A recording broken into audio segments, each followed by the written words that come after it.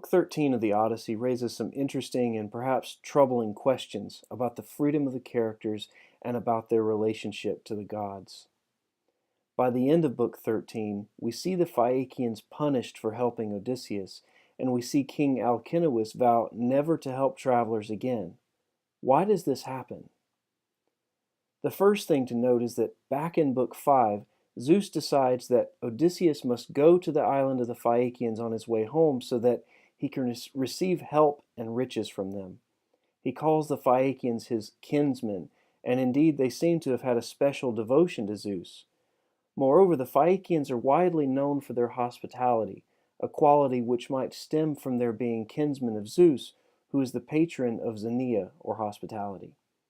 However, Poseidon still holds a grudge against Odysseus, so he's incensed at the Phaiakians for what he sees as a personal insult. Odysseus ought to suffer all the way home, and here are the Phaiakians, his own kin, taking Odysseus home in style. So he asks Zeus's permission to punish the Phaiakians for this offense, and the patron of hospitality agrees. Poseidon wants to destroy the ship that carries Odysseus and heap a ring of mountains around Scheria, but Zeus suggests turning the ship to stone, and he forbids Poseidon from raising the mountain ring around the city.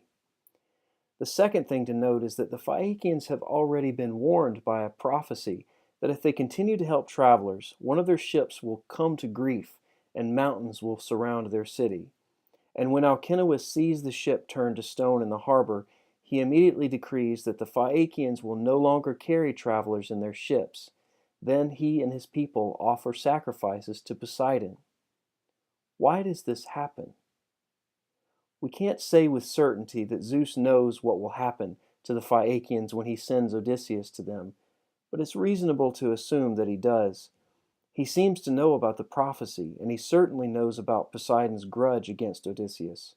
So why would he send Odysseus to the Phaiakians in the first place?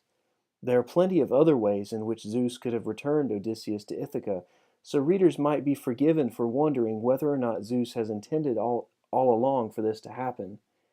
If that's the case, though, why would Zeus, the patron god of hospitality, want the Phaiakians to suffer for doing what he requires of them? However we answer these questions, the events of Book 13 also complicate the question of fate and freedom that comes up again and again in the Odyssey.